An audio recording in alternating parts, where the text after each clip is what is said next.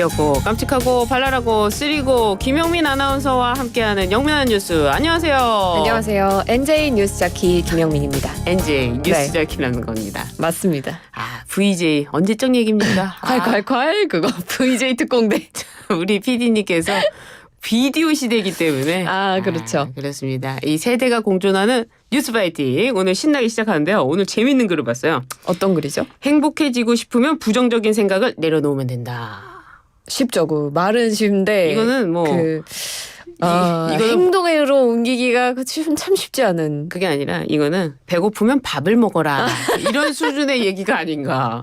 행복해지고 그러네요. 싶으면 부정적인 생각을 내려놓으면 된다. 그러니까요.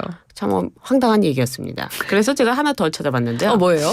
다산 정약용이 네. 삶이 지옥 같을 때 되새겼다는 문장이 있습니다. 뭐예요? 이게 진짜 있는지는 모르겠는데요. 고난 속에서도 즐거움을 잃어서는 안 된다. 그것마저 잃으면 현실은 지옥이 된다. 일상 속에서 작은 즐거움을 찾아라 이런 말이 될 것 같은데 피디님께서 뭐야? 뭐 이렇게 황당해하고 계십니다. 일상 속의 작은 즐거움이 바로 그렇습니다. 이 배승희의 뉴스 파이팅. 그렇습니다. 뉴스 파이팅 배승희입니다가 되지 않을까. NJ가 드디어 네네. 실력이 향상되고 있습니다. NJ가 엔젤이 되고 있다고 PD님께서 라임 좋았어요. 네. 좋았습니다. 네, 저희 뉴스 파이팅은요 실시간 유튜브도 함께 하실 수가 있으니까요. 엔젤 우리 김영민 아나운서 얼굴도 확인해 주시길 바랍니다.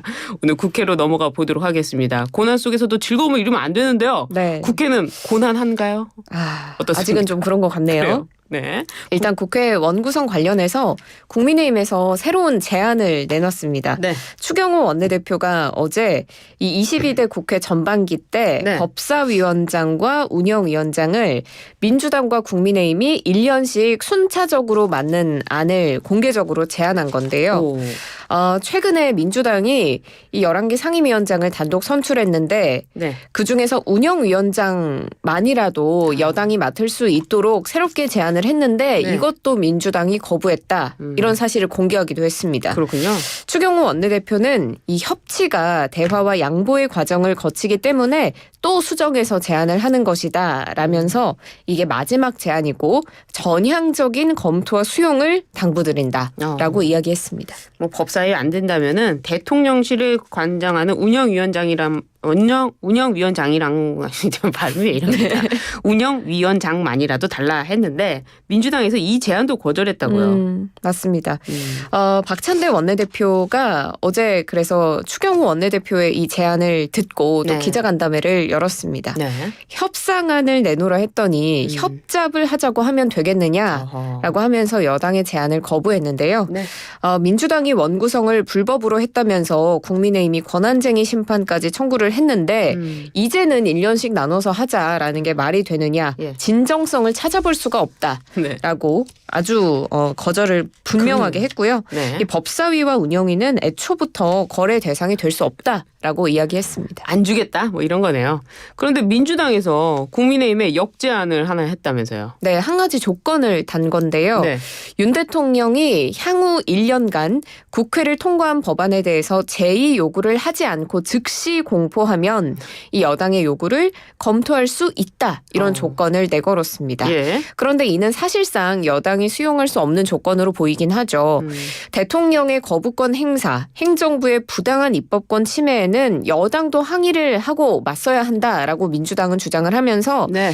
여당이 만약에 이를 수용하게 되면 추경호 원내대표의 제안에 대해서도 긍정적으로 검토해보겠다. 이런 이야기를 했습니다. 그래요. 헌법상 보장된 대통령의 제의 요구를 국회에서 이렇게 결정한다는 것 자체가 헌법에 안 맞을 것 같아서 좀 어려울 것 같은데 우원식 의장은 협상 시한을 이번 주까지로 못 박았다면서요? 네, 맞습니다. 어제 입장문을 통해서 이번 22대 국회 원구성 협상을 이번 주말까지는 마무리하라라고 최종적으로 통지를 한 겁니다. 네. 회기 내에 국회법이 정한 교섭단체 대표연설, 대정부 질문 이런 네. 것들을 마치려면 시간이 촉박하다라는 건데요. 그래서 실제로 여야 원내 수석 부대표 또 어제도 국회에서 만나서 협상을 이어갔는데 네. 결국은 각자의 주장만 되풀이하면서 이견만 확인할 뿐이었습니다. 아, 그렇군요. 우리가 뭐 이렇게 여러 명이 대화할 때 서로 자기 얘기만 할 때가 있잖아요. 아, 그렇죠. 그런데도 시간이 흘러가는데 맞습니다. 예, 국회에서도 그런 상황이 됐군요. 예. 이제 또 북한 소식 좀 넘어가 보도록 하겠습니다. 북한에서 러시아 푸틴 대통령과 김정은 국무위원장 간의 정상회담이 진행이 됐는데 포괄적 전략 동반자 협정 이 내용이 중요하다면서요. 네, 맞습니다. 어제 양국 정상의 회담을 가졌는데요. 네. 포괄적 전략 동반자 협정에 서명하면서 이 북러 관계를 격상시켰습니다. 네. 양국이 군사나 경제 같은 다양한 분야에서 협력 관계를 더 밀접하게 발전시키겠다. 이를 공표한 의미로 풀이가 되는데요. 예. 특히나 주목해볼 점이 이 협정이 한쪽이 공격을 당하면 상호 지원을 제공한다. 이런 내용이 포함이 된 겁니다. 오.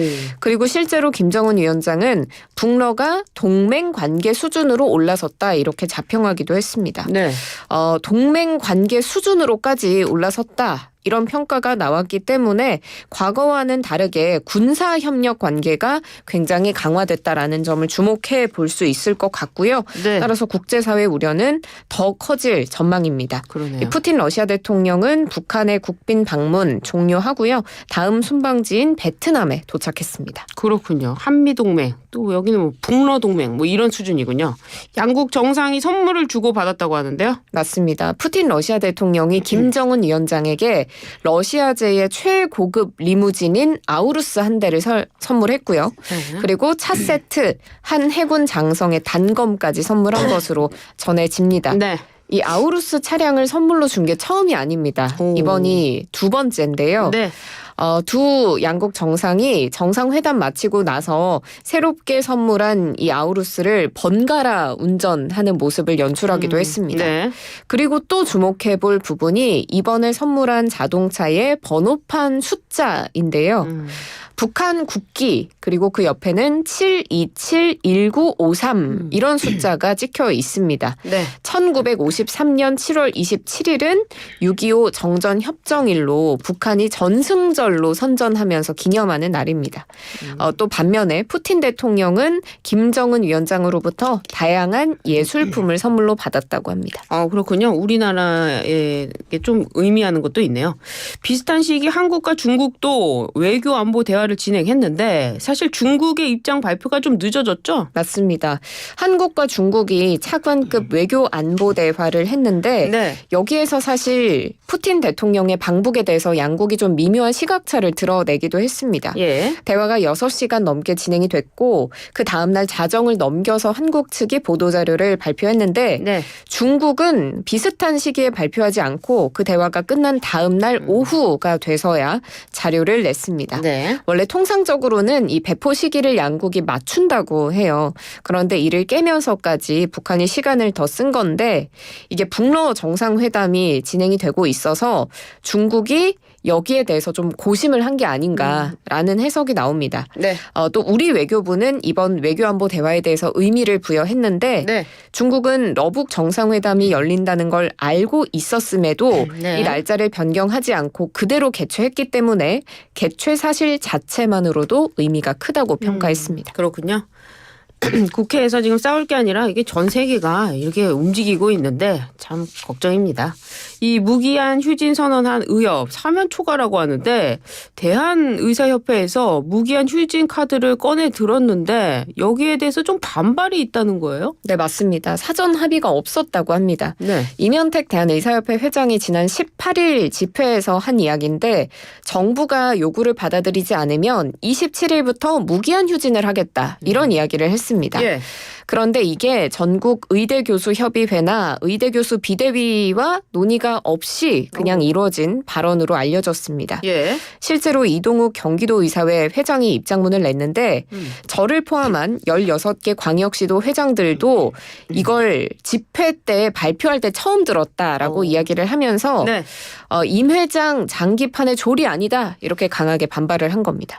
그래요. 의료계 내부에서도 의협 측과 또 전공의 측 간의 불협화음이 발생한 거네요? 맞습니다. 박단 대한전공의협의회 위원장이 임 회장은 언론과 같이 대외적인 입장 표명을 할 때 더 신중하게 하길 바란다. 이렇게 직격하기도 했고요. 네. 또 임 회장이 최근에 의협이 전공의 문제에 신경 끄고 손 뗄까요? 뭐 이런 이야기를 한 적이 있는데 네. 이것도 굉장히 부적절한 처사다라고 지적을 했습니다. 아, 또 의협이 범의료계 대책위 구성하겠다고 했는데 예. 이것도 들은 바가 없다라면서 참여하지 않겠다고 했습니다. 그래요. 공정위가 의협에 대한 조사에 착수했다는데요. 맞습니다. 정부가 이 의협을 불법 진료 거부를 독려해서 공정거래법을 위반했다라면서 공정위에 신고를 한 바가 있는데 네. 어제 공정위가 현장 조사를 실시했습니다. 그래서 지난 18일에 진행됐던 의사 총궐기대회 관련 자료를 확보하기도 했습니다. 아, 그렇군요. 의대 증원을 이렇게 반발하는 의대생들의 집행정지 신청, 그 법원으로 간 거 있지 않습니까? 그게 최종 기각됐다고 하네요. 네, 맞습니다. 대법원은 정부가 전체 의대 정원을 증원해서 대학별로 배정한 이 처분의 집행 정지할 이유가 없다고 판단했는데요. 네. 지금 장래 의사가 부족할 것이다 이런 전망이 있기 때문에 막대한 지장을 초래할 수가 있다고 봤고요. 네. 교육 현장에도 상당한 혼란을 야기할 수 있다고 우려해서 이 같은 판단을 했습니다. 근데 이게 정부에서 의사를 증원하겠다라고 하는데 반대하는 나라 특별히 없었던 것 같은데 전공의들이 굉장히 반대를 많이 하네요. 이 문제가 좀 빨리 해결이 돼야 되는데 국회는 원구성도 힘들고 그러게요. 또 북한은 러시아 만나고 뭐 난리도 아니네요. 제가 아까 말씀드렸죠.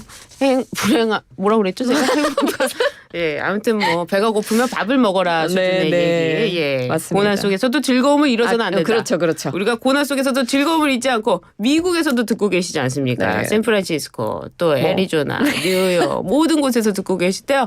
저희 많이 응원해 주시고 또 베트남에서도 많이 듣고 계세요. 우리 그렇군요. 해외 동포 여러분 너무 감사드리고 또 대한민국에서 출근길 지금 막 차가 막히고 계신데 즐겁게 듣고 계신 우리 출근길에 청취자 여러분들 오늘 즐거운 하루 보내시기를 네. 바랍니다. 저희 방송을 듣는 바로 여러분들이 대한민국 오피니언 리더십니다. 오늘 여기까지 하겠습니다. 고맙습니다. 감사합니다.